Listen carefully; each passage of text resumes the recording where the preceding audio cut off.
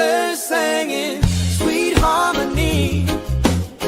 Now two are here, still planting good seed. Jackie and Gail, yeah, they're walking in light, sharing their stories, keeping hearts bright, talking about life and faith and real love, sending out hope from the one above. When they speak, you can feel what's true, 'cause they've lived it all, and they'll walk with you. Jackie and Gail, just love, just real. Two voices of grace that help you heal.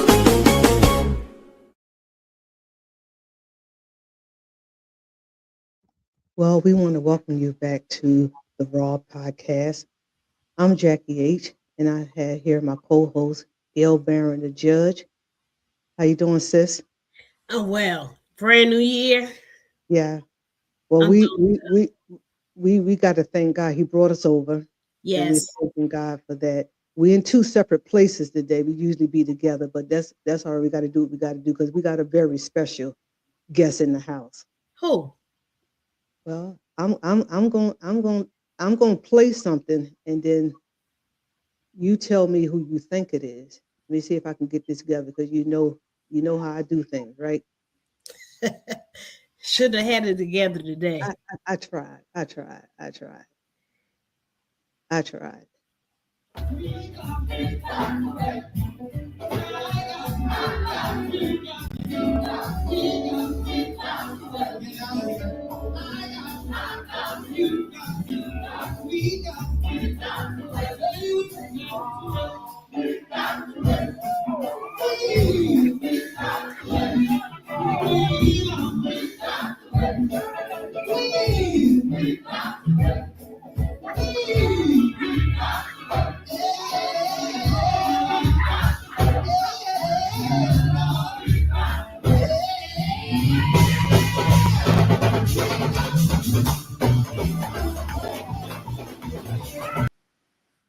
Gail, he got a new twist on his body on this song. You notice that we come up in quartet, and I love it. I love this song. Well, we have with us none other than Pastor James Scott. I can't say from JC. I can't say from the Sons of Promise. I can't.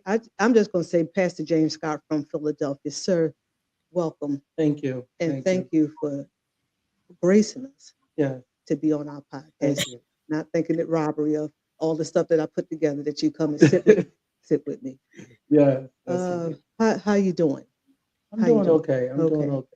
Well, when I had asked you about coming, Hmm. it wasn't in this season, Yeah, and yeah, I'm gonna start off with that so we can get past it yes, because um, you didn't have to come at a time like this. So those of you who don't know, who our pastor here lost his father over the last few weeks. yeah, And I had asked him prior to this yeah, about coming on, but I want to know, I want to tell you his strength because even though we have to deal with life, life comes with it, but it doesn't feel good. yeah. Yeah. So I asked him today if is what is your thoughts? It's up to you. I would understand if he couldn't come, but he came, Hmm. and we're going to talk to the strength of. We all know as Christian that we all got to go, Yeah, but it's never an easy moment. no. After you done spent all this time together on this earth, and Hmm.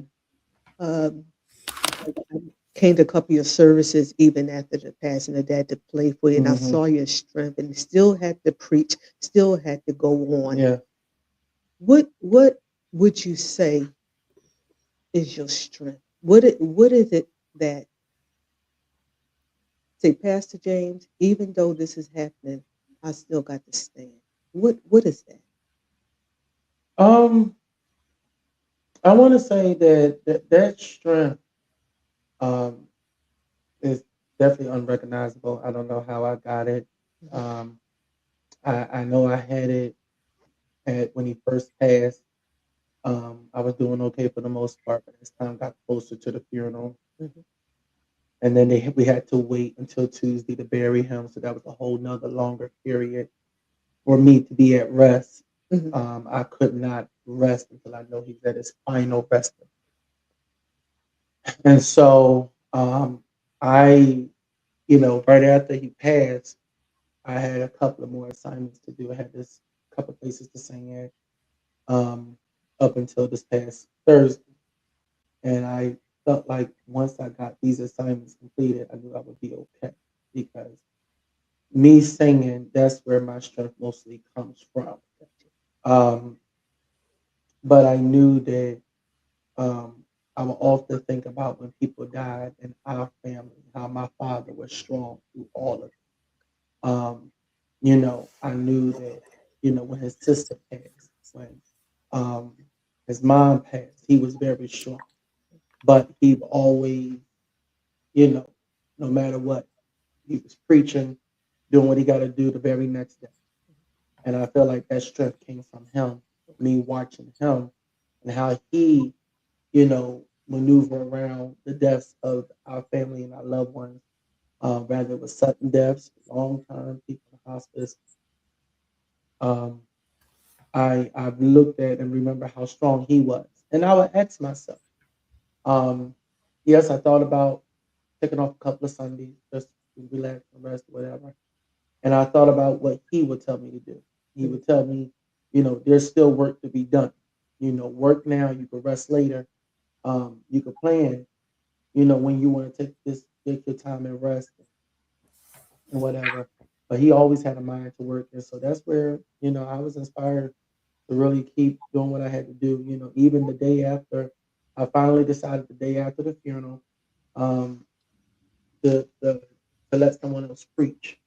But the two Sundays prior, before the funeral, when he passed, Mhm. I preached, you know, and then I preached this past Sunday, after the cemetery situation, all that stuff and Mhm. everything. So I've always felt better after I finished preaching or singing and everything.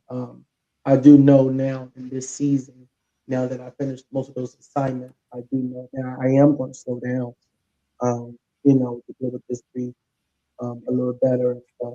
To But be human. yes, Yes. yes, Yes. so I'm gonna slow Yes. that down. But I am going to slow down. But I just felt like I completed whatever assignments I had left before this Mm.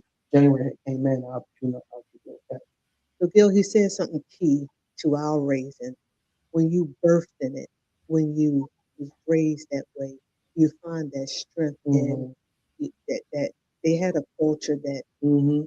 keep it going, keep going. Mhm. But then I realized, James, I had 3 deaths that was really hard for me, but Mhm. I kept going. Mhm. But then it took God to say, "You're still human. Mhm.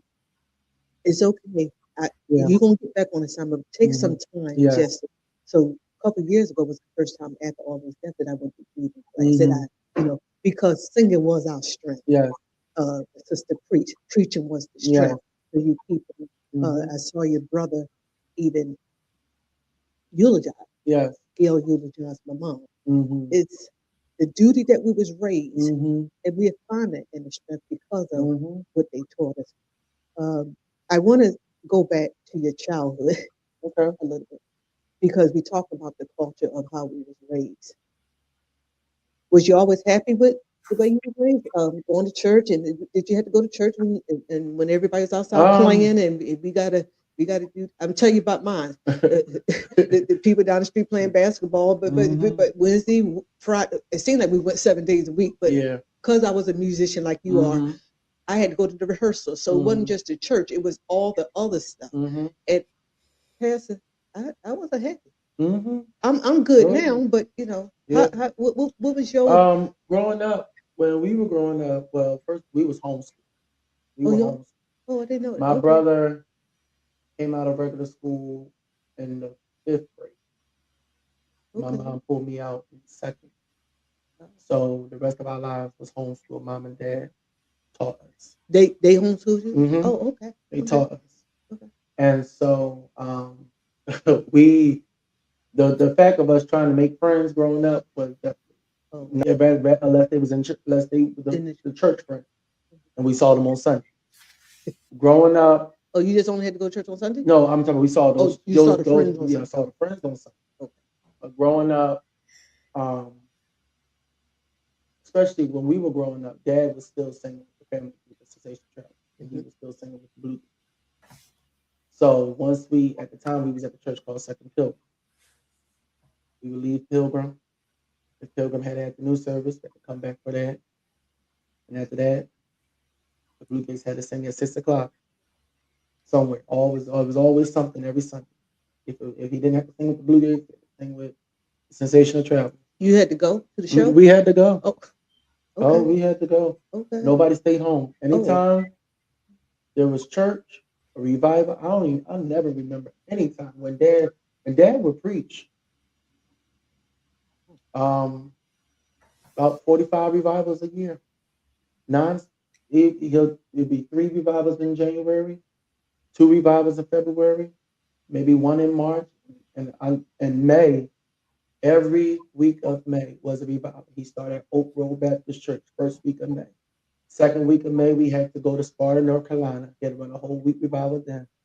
Then there's a church called New Joy at 23rd and Allegheny. Dad ran a whole week revival then. And then the final week, I forgot where we was at, but I remember those days. And not one time did my mom or we say, "Oh, can we stay home this time?" Every time Dad went out that door to go to church, the family was in the car. Wow. I don't care if there was kids playing on the street, but we was playing around out. If we played around with some kids, we wasn't a lot of kids on our block, but Okay. if we did, we would go out there and play around. Even in South Carolina, we had cousins in South Carolina. We had trailers. We stayed in trailers. We didn't stay in hotels. Okay. Our cousins was up the road in their trailer, and we would play outside until about 5 o'clock. And our cousins be like, "You should ask your dad. Can you skip church to stay here with us until he come back?" Daddy play that. Dad did not play that. Dad said, "No, let's go."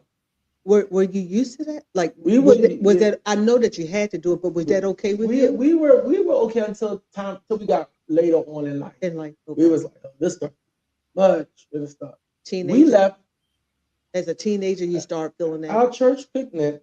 We had a church picnic. I mean, everything going on all during the day. It was all good. Everything going great and stuff.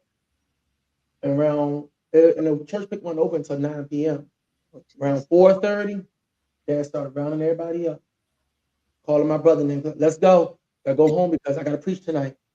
We begged him, could we stay for the rest of the church picnic? People said they'll take us home. No. We could not go. We could not stay.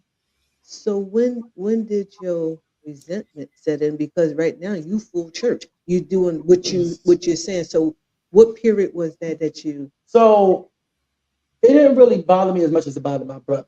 Okay, My brother was always the don't one. say nothing, Gail, okay? Because it's not me. I'm not William. Okay? My brother was always the one that's trying to tempt the person, try to test the water. There's always somebody. As Steve, but he knew that it was gonna cause some kind of argument between him and my dad. And he would try. I just kept on whatever, because now me and my brother we learned how to play. I was just telling someone other day when we was at St. Andrews. That's where I started. We were playing. I showed my dad I know how to play a little something on the keyboard. I didn't know how to play much, but my dad was running revival at St. Andrews. He asked Bishop Golden, "Oh, can he practice on me when I do my hoop and stuff?" Bishop Golden said, "Yeah," and I went on just playing. I didn't know what I was doing, but I just hit something every now and then. Then after a while, I started teaching myself off of YouTube and stuff and everything.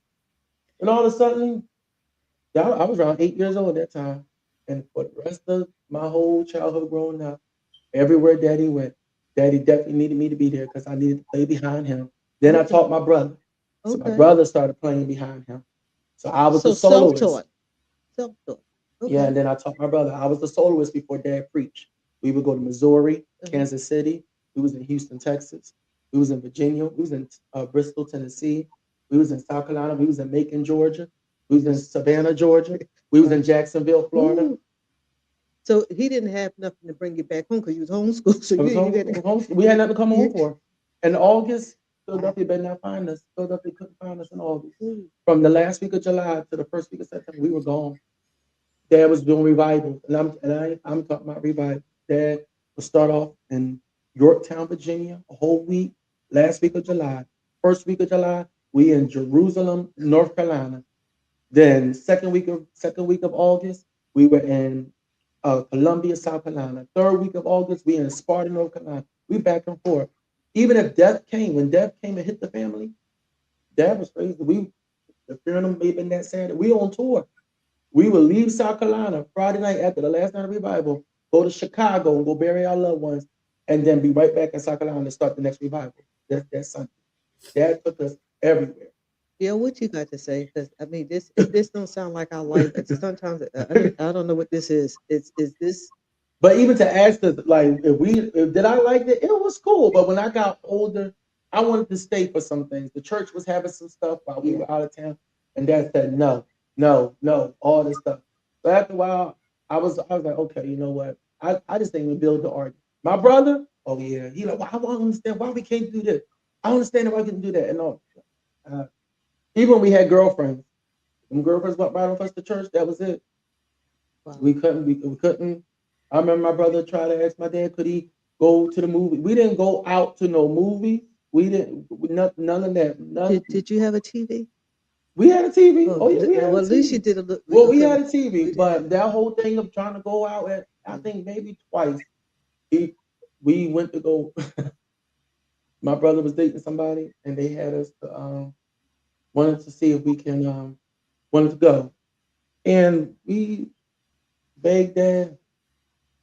First, dad said, "All right." First thing he asked was, "What's the movie about?" He wanted to see the previews. He needed to do the search. Did We he went ask you on. was the girl saved? Yes. He asked what she said. What church you go? Where her mom? If her mama was in church, but her daddy was out there in the streets, we couldn't date him. Everybody had to be in church. Wanted to know where the siblings. He needed to know the entire family where they at. Wow. Mm-mm.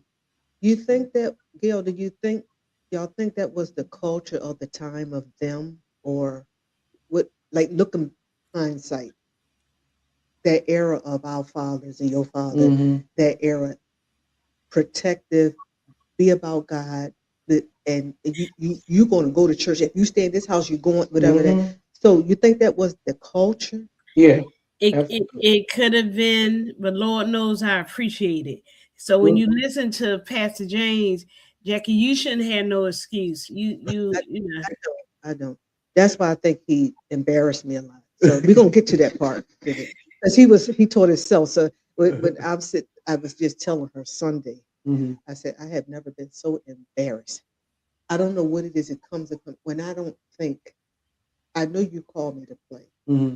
So I said, God must have something for me, but I just don't feel adequate of Mm-hmm. doing it. And Sunday was like, I just went 30 steps backwards Mm-hmm. of pride. Of, Mm-hmm. like, what is this? Like, Mm-hmm. so to hear this is making me, you got to keep on going, keep Mm-hmm. on practicing, get the YouTube. Mm-hmm. It's no excuse because when God have a call in your life, Mm-hmm. you can't just give it up. Yeah, So no yeah. matter what you go, but I was like, I hope you don't call me no more. No, that's that spirit that speaks Mm-hmm. to you to Yeah. make you want to Try go to talk under, you out of but you things. got to Yeah. keep on going. So to hear this, Mm-hmm. God always put something at the right time for me to hear Mm-hmm. because I didn't know you was homeschool. I didn't know you did it on your own. I Yeah. thought, so this is encouragement of of what they saw. So I got something off the chain that I'm going to ask Okay. because I do this. You raised in Baptist church, Mm-hmm. Baptist. Okay, so back in the day when we came up, between Baptist and Catholic, Mm-hmm. when we went to church, my dad was a Baptist. Mm-hmm. They sung out the hymn book. It was boring. Mm-hmm. Um, the, but the first time you asked me to come to your church, I was expecting the hymn book Mm-hmm. and okay, just get through this. Pastor, y'all act like a whole bunch. Yeah, y'all, you know how when people say, Yeah. let's go get a good shout, we go down Yeah. to the holy, we Yeah. go down to the church. what is that about? Like how I don't even know if you know what I'm saying. Like that's not was expected. That wasn't what was happening back in our day when Mm-hmm. you say you go to a Baptist church. The way you praise God, Mm-hmm. the way y'all do, is that's always been, or that's It's been like, yeah, when the church first got started, um, we were we started in a daycare center. We was on Broad Street, right there by Broad and Belfield, near that first. And every Sunday we had to set up the church. I mean, from scratch, like chairs. We had our own chairs that we had to take. They let us keep stuff in the basement. So when it was time for us to have service on Sunday, we did it for 5 years. wow. For 5 years, we took chairs up the steps for every Sunday. And after service was over, we had to take the chairs back down. We had to bring up 200 something chairs, the keyboard, the drums, the PA system, speakers, all that. We had bring, and then not only that, we had to bring in our offering baskets and other stuff that we needed, for the service to be what it was. And it literally started in that daycare center. I mean, it held about 200 people. And when we first got there, we were, I just ran across the tape of our first service um, from that, and I was going to upload it in a couple of days. I found it when we went to my old house to get some stuff before Dad's funeral, Mhm. and we grew. We grew up.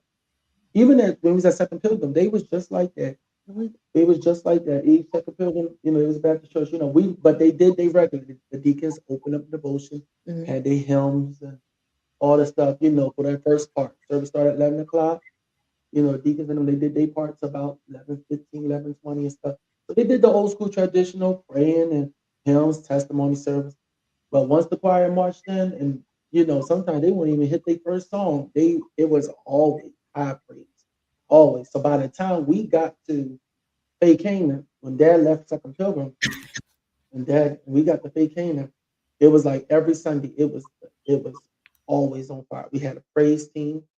We didn't do our opening hymn like we did do at Second Pilgrim. We didn't do like our opening hymn. We didn't have, but we sung hymns, but it wasn't like, Like at this time we're going to ask everybody to turn their books to 220, something like that. so, is it different types of Baptists, or is No, just it's it no, just it's one they Baptist, just but okay? but Could people think that we're literally Pentecostal, oh, like Pastor, y'all be in it. yeah, It's just like is a high but y'all start off that way. It's yeah. just And it I was an automatic thing. Like automatic. Okay, it literally, and from there on, we went from the Broad Street and we rented a school for 4 years, the McCluskey School out there in the Cheltenham area. And it was the same thing with that, just okay. literally. And then by the time we got to our own building, it was just always fire, just like that. I'm coming to another thing. You educate me a lot on just knowing how our dad and mom moved. Hmm. There's always a path, and Hmm. sometimes we never heard our my family haven't heard my whole father's story, but Hmm. this is how God leads you through what you Hmm. do. I heard your brother say at the funeral, uh, the plan that your dad had for where you are. He said he always wanted to house people. He wanted the daycare. He wanted this and that, and just to see the building that you're in. Hmm. Is this something from his mother and father, or like is this inheritance? Is this some that was followed, or where did he get that mindset to want all this and care for people? It wasn't just having church; it was about taking Hmm. care of them fully. That's what I Hmm. interpreted that Hmm. I heard. What was that from? Well, see, when we were growing up, Dad always told us history about what his grandfather may have left for the family, what his grandmother may have left for the family. In South Carolina, in the area that we stayed, there's about 4 or 5 trailers on that land. It's a big land. Um, I can't think of how many acres, but it's big. It's very big. And when we were growing up, Dad told us that their grandparents left this part of the land for him, this part of the land for his sister Mildred, this is for his sister Mary, this is for his aunt, so and so. And generation after generation, they said they've been doing this ever since like great grandparents. Always making sure that the next generation is set for life when they go.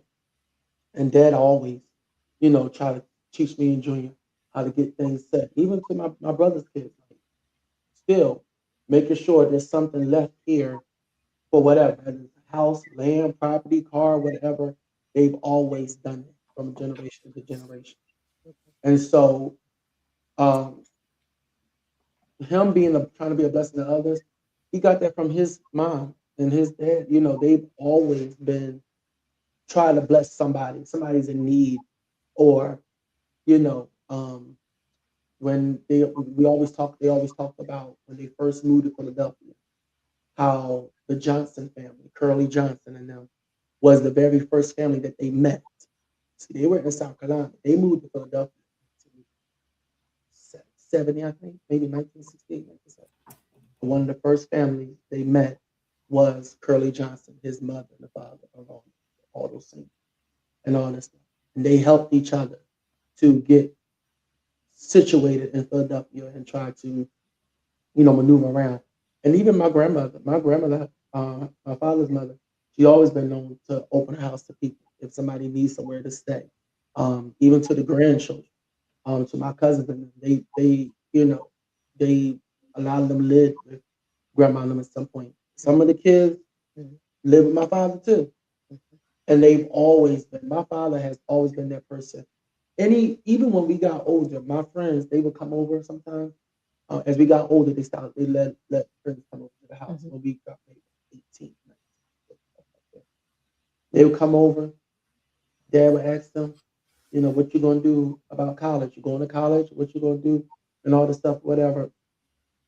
And Dad, they would always leave with money, some kind of money in their pocket. Dad always just gave money. Just here, put that in your pocket. Or here, how you doing? How did you do in school? How'd you do in your report card? You give them $100, all that stuff. Like Dad was always a gift, always giving money, always. So is that what's passed down to Hmm. you? So Yeah, this is and that helper that's inside of me, it came from him and that side of the family. So, you know, um, what did your mother bring? my What my like what's her mother, side? my mother, they've always it was the same way. Same thing Mhm. with leaving something for the next person coming, and they always been built on history. Mama always been built on history. She's always been the person trying to figure out what happened the generation before her or generations before her. They was caught up on traditions, make sure stuff stayed a certain way every year. Have a plan. She always had to make sure that we had a plan for something. Just in case one plan don't work, we got something to back us up. And so when my brother preached about dad wanting to school and all this stuff, um, you know, people called him crazy, like, well, you trying to make this building for something for other people to do. What you want to do, no, but that's what he wanted to do. That's what it is. He wanted a give back. He wanted to give back. And even when dad died, people called my phone. I know they didn't mean no harm, but when dad died, they like, look, don't be looking out for nobody else. Look out for you. Don't be trying to make sure you know, everybody else is okay and all that stuff, and don't they tell me don't take no more programs, no more engagement. But then them same people that said that, they text me later on that night and said, can you check this date for me and see if you can come for me? So basically you telling me don't do nothing for nobody else but for you. And so we've always had a mind to still go and do what we had to do. When dad died Friday morning, we were still in church Sunday, and I had people from all over texting me from in church come out. I can't handle it. I can't come to church. I miss him too much. I said, okay, well, I'm in church. Yeah. Even the Sunday after the funeral, we and my family, we Yeah. was in church. Yeah. We were in church. We was in church. That's what Dad taught us. Dad taught us literally. We will have family members passing away, and I mean the funeral could be out there in Chicago, be up there in Tennessee, and we will leave from the funeral, travel all night long, trying to get back to Philadelphia for church. Okay. And literally, we'll pull up into Philadelphia maybe like 9 o'clock in the morning, and guess what? We had enough time to go change our clothes and leave right back out and go to church. It wasn't we just rested today. Gail, you quiet. I think you I'm mesmerized. listening. I'm listening. Because it sounds like a recorder. Sounds like a tape. Yeah, I appreciate. If you got anything that you want to ask, because I can keep. Yeah, I want to ask. I want to get to the name of the Sons of Promise. Where did that originate from? So first of all, Sons of Promise started from my brother. My brother was getting married, and there was a song that he was trying to do when it was time for the groom to do his presentation to his wife. He needed some background singing, and so he didn't know who to ask or whatever. But he was like, I wanted the groomsmen to sing, and now all the groomsmen that was in the wedding are actually promised. But it was 8 groomsmen, so 5 of them were was the ones that's actually Sons of Promise or have been Sons of Promise. And we studied the song, and it was me, the Nilly boys, JD and SD, Chris Croxton, and Matthew Hicks. He was one of the original members of Sons of Promise. And we was like, oh, we did pretty good. It was a good song. We presented it, and literally, place was standing up. They was all good. And they thought we were a group. After Junior got married, Junior said, well, maybe we should start a group or something. And we were at my brother's house, and we just, he was like, I want to see if we want to keep going. And the boys were like, we could do it, whatever. So originally, we were going to call ourselves the Sons of Zion. And Junior was like, no, I don't like that name no more. He's like, I don't. So he said he needed a couple of days to think of something else. And so we thought about, I forgot what other name was. There was another name. We was like, so later on, he woke me up in the morning time and was like, I got it. He was like, I said, we're going to be called Sons of Promise. And I said, you sure you're going to stick with that? And he was like, yes, that's my final answer. I'm going to stick with Sons of Promise. And so we decided to have a debut concert. And our first time performing was on Shanika's, not her birthday. She had another program going over there in Germantown at Fellowship Radio. What year was that? That was 2014,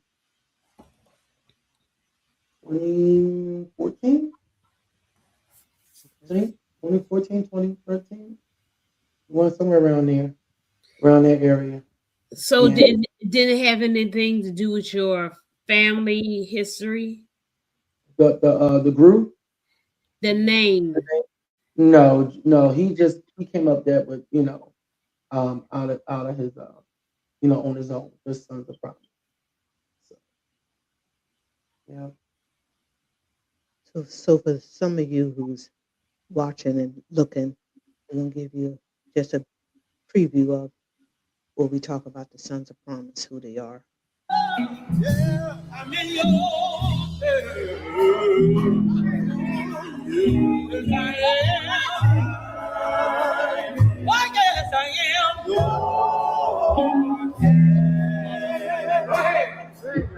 And I'll say, I won't. Those hair vitamins you're taking, they're for 25-year-old white girls, not menopausal queens like us. At 52, when my edges vanished from relaxer damage and hormones, I tried everything. Biotin gave me acne. You to throw your loving arms around me, please, Lord. He's William. Around me. So, hey, so no evil, so no evil,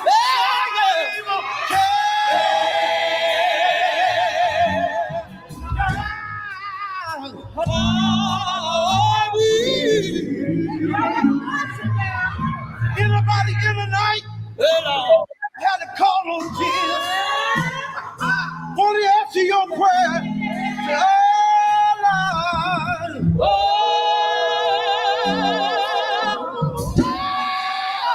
Lord. Anybody ever had to I'm hold not on going to to play the whole thing. Jesus? So I'll be from here. Play it a little bit. But this is part of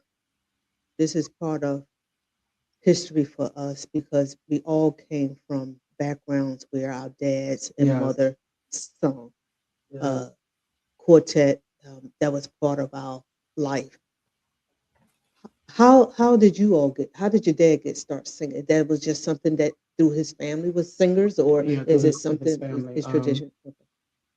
The Travelers, they started in South Carolina when they was all growing up. His mom, Okay. and his mom's brother, Raymond Sally, started started it with them. He was 4, and his other sister was the same age as him, um, and his other older sister Mary, she was about 8 or 9, and they started down in South Carolina, and singing the first few years before they got to Philadelphia. Hold up a woman, Jane. Why did they migrate to Philly? What was it that brought them to Philly? I believe it was, if I'm not mistaken, I believe it was for better employment for his mom. Okay. Yeah. Sorry about So, that.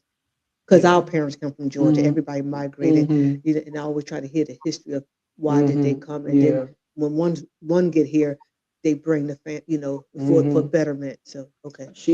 They moved first. The parents moved first. Okay. Dad wanted to stay in South Carolina for a while, so he lived with his grandmother. And then later on he came on to Philadelphia. But yeah, they were out singing all over in South Carolina, programs, youth programs, all that stuff and everything. And yeah, as far as the singing part, that definitely came from his mom. His mom were definitely started with her brother and the whole family, all of them were sang. My grandma, her siblings, but they weren't part of the group. But grandma's siblings, they all could sing and everything. And so Now how about the preaching? Is that I came all the way now. The oldest generation of preachers was his grandmother, my great grandmother, Mary Sally from South Carolina. So it was her, and then her daughter, which is my grandmother, then my father, then us. So it's 5 generations of preachers. to get you and William preaching? Was it something that was expected, or you felt it, or you just knew, or was you groomed for to take on, or like how did that come about? My That plan wasn't to be no preacher. I'll tell you right now. What was your plan? My Like plan, I was singing? going to sing. I was Sing. supposed to sing. Okay. My plan wasn't to be no preacher. My brother always wanted to be the preacher. Okay. But Dad always said that the preacher wasn't in my brother, it was in me. That's because I was doing all the singing. So everybody just thought I was going to be the preacher. Oh. My brother was a drummer. My brother, he was the cool kid of the block, so they didn't expect him to really be preaching or doing anything. So when Junior finally told my father that he believed he was called to preach. My brother was 9 years old. My father didn't believe him. My father didn't take him serious. So for 3 years, my father ignored him about the call because he knew that it wasn't. He thought that it wasn't the calling wasn't for him; it was for me. And my father told people that God got on his face got on my father's case for holding that boy back for 3 years. And Dad apologized to him when he became 12 years old and told him that I was sorry for holding you back all these years. And so Junior became a preacher at the age of 12, and I was 9. I didn't preach my trial sermon until I was 16. And the reason how my father always kept telling me, there's a calling on your life that you need to answer before it's too late. And he was telling me that for a long time about, let me see, I preached my trial sermon when I was 16. Ever since I was like 14, always kept up. And I just never paid him no mind. I never heard God call me until one Sunday, Mom got sick in church. And Mom was rushed to the hospital. And the doctors said that she's not going to make it through. Food stuff off her head and everything. And, we were upset and stuff. But when I got home, matter of fact, not even home, I was in the hospital. I went to the bathroom and I said, Lord, you've got to save my life. I said, God, if you do this, please. And I heard him clearly in that hospital saying, just answer my call and I'll save your life. And I said, God, I'll do it. I will answer. I will do it. I will preach. I will do what you told me to do. Please just save my mother.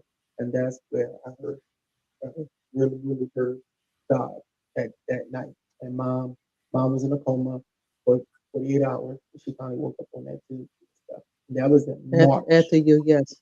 Yeah, that was March 2010. That was March 2010. And I preached my trial in October. So sometimes we the hold up and can be gotta get our attention one way or the other, because we don't never feel what he see anyway. So we can have our own plans of what we want to do. You have a lot of avenues, but what he called you to do, that's what it is. And yeah. So Gail, you have anything? When you see my sister like that, your story is touching her because this is our life, Pastor. The parents knew something, just to even take you to homeschool you, something they know. We don't see it. And I want to ask you a question. Do you think those things still exist today? Like they care for people. They, like you said, our dads and mom took people in. We fed them. We didn't worry about, you. Do you think that still exists today? Is it things have changed where people just about themselves and don't like? Are you looking out for people? A lot of times now, I would say people mostly think about themselves. There was a time, and I've seen my parents sacrifice their last to make sure somebody was okay. I don't think a lot of people is in that place today to give their last or sacrifice. My father, me and my brother, we would say, Dad, did you just did that? Did you just do this? You just did that? And I'm gonna tell you, my father gave everything to the church in 1999. He turned all his savings, checking account, everything, wrote the check out, gave it all to the church. He sacrificed that. And so, me and my brother, we was like, what are you gonna do? You don't give all this money to the church and all this stuff. And he kept saying, the Lord make a way. He was like, this is what God told me to do. It was in my heart. And that was in 1999. And literally, we went through a few months. Still had food on the table. We had, we were still cool and stuff. But he just believed that sacrifice was needed. He believed that. And finally, one day, someone wrote a check, and the check came in the mail, $50,000. Yeah, $50,000. And Dad took, it didn't come. It came maybe a couple weeks after Dad had given everything to the church. Dad has always been a person that's sacrificed.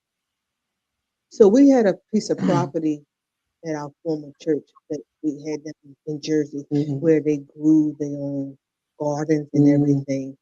And gardening is hard, okay? in the summertime when the heat is beating down and them bugs. You hear me? Those bugs. Yeah. And we would do all that.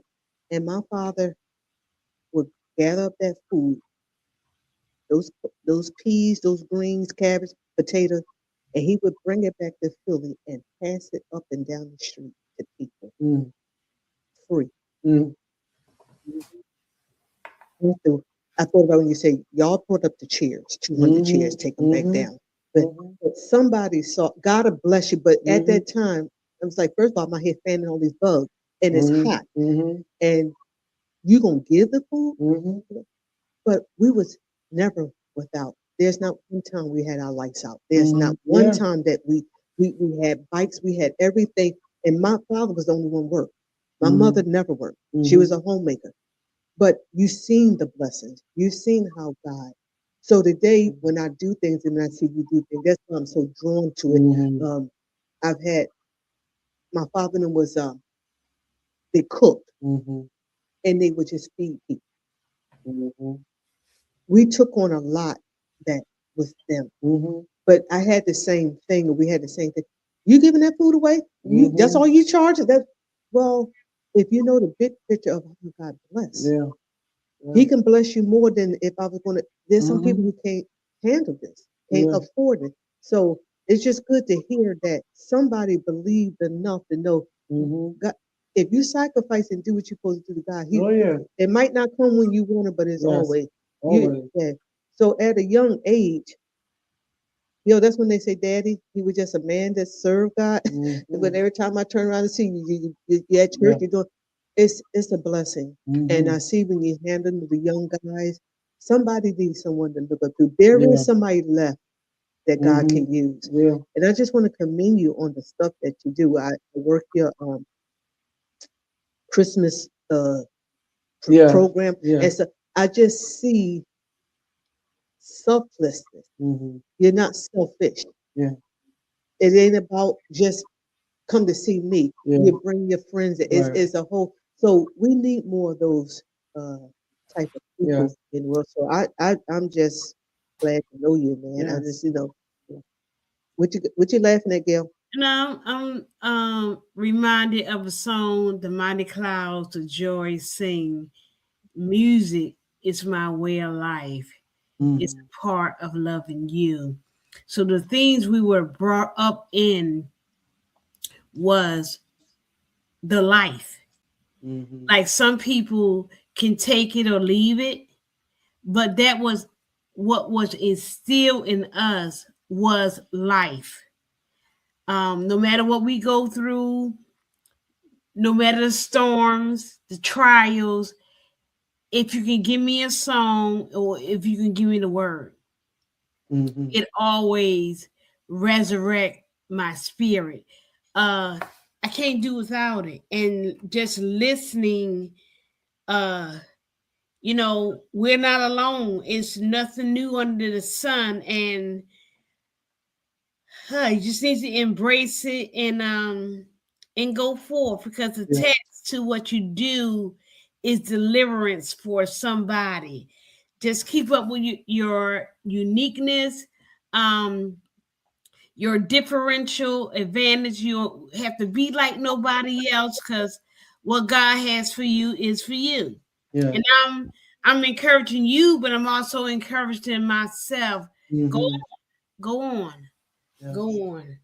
This And has been encouraging. he's speaking through that, even through his sickness. Yeah. People don't know, you all that is watching that don't know Pastor Jane, it's not just taking care of others, but there's many times you're down, going through different things. My sister had a stroke. I see the semblance of, no matter what happened to us, we get back up and you go on. How do you get through those days, or why haven't you given up? No, this is a real question for someone. There's people give up at this. Got a splinter in their hand. They ain't come to church for the day, or they give up on God for just something. You have life threatening things that you've been through. What was the keeper? What kept you motivated, and just to say, Lord, if you just help me, I'm here. I've always been a person to stick with the assignment. My father always said,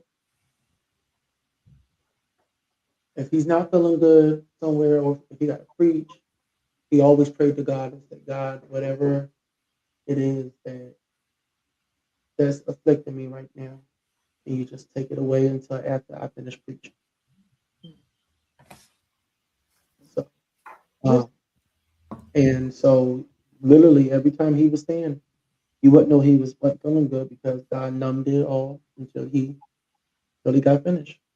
And so I did the same thing. Every time it was time for me to go out there, and they'll say, James, just sit here today. So, just sit here today.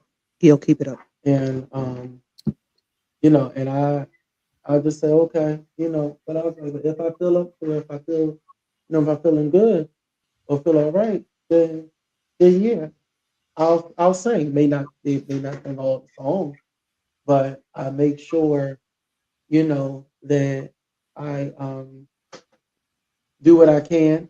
Sometimes, anybody knows me knows that I have low blood count. Sometimes I'm good out there on the stage, and then sometimes once the blood starts minimizing, I don't have nothing left. My legs go out on me, whatever, and But then they'll say, "I told you don't sing. I told you that." But I told if I go down doing something for the Lord. I'll go down serving Him.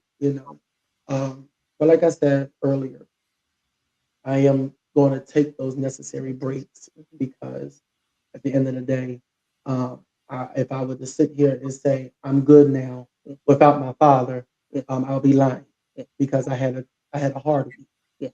A hard week. Now this week is not as hard as it was last week, but I realized after I some at my last engagement with JC, I said, you know what, James, just take a couple of weeks off. Let's just see where God wants you to do now, how to deal with this grief and stuff. Because you was left with something on your shoulder. Yeah. Like people don't understand. It's like physical, you need rest. But you serve with your dad. Mm-hmm. Like your brother had the church. Right. But y'all, I guess this is falling on now is not only JC, it's not only the Sons of Promise, it's not only all the other groups that you felt something Tony, but you help even develop. Yeah. And now you have a church. Yeah.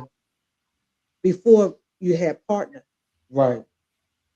So now you have to step up into pass it. So that's weight.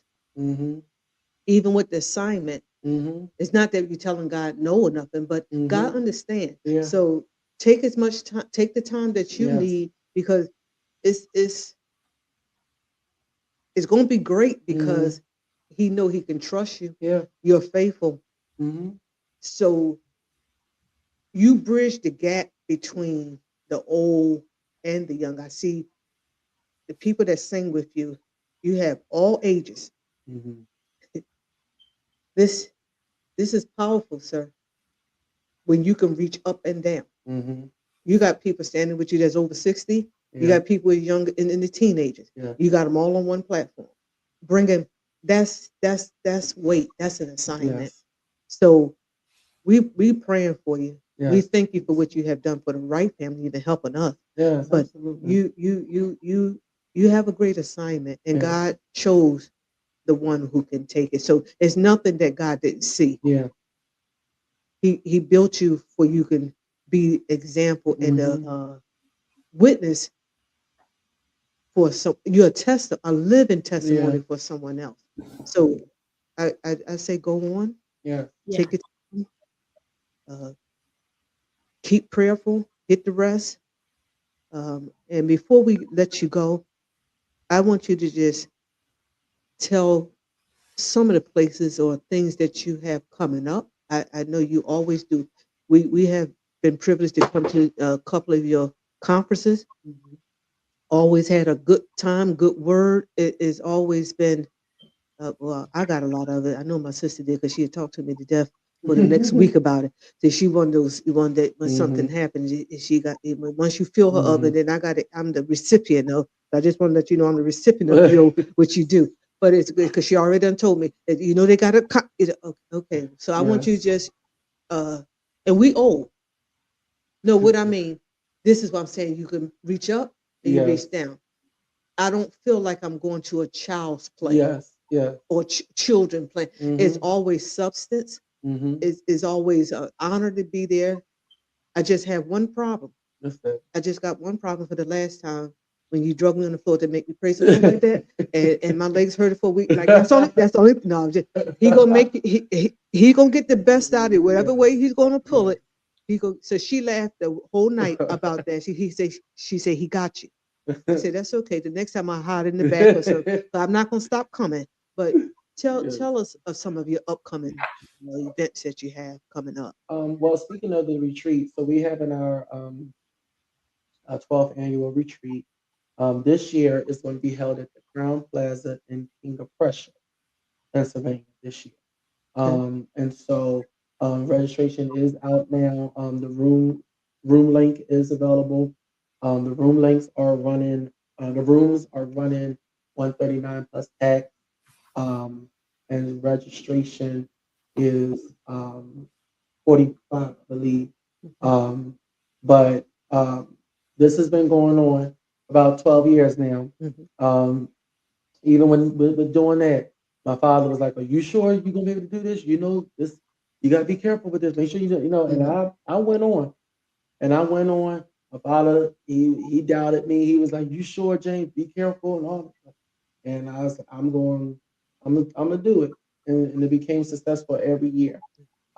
Every year has always been over 100 something attendees Mhm. throughout the weekends and stuff. Um, JC does have a live recording coming up in Columbia, South Carolina. When I was in Columbia back in November, I was traveling back home, and the Lord put it in my heart. I said I need to do something in my father's hometown, not even knowing that Dad was going to be gone in the next 3 or 4 weeks. But after Dad had passed and everything, I knew. I said, you know what? This is the reason why I needed to go ahead and do this live recording in South Carolina. Okay. So that is Saturday night, March 28th at 7 p.m. That's going to be in Columbia, South Carolina. I do have flyers out for that now as well. And we're taking a bus from Philadelphia going to South Carolina for the live recording. And so we're going to swing that trip, leave Friday night, get there Saturday, early Saturday, prepare for the concert Saturday night, and then we'll be hitting the road Sunday morning going back to Philadelphia. Um, so we got that going on. The Sons of Promise is not going to have an anniversary this year.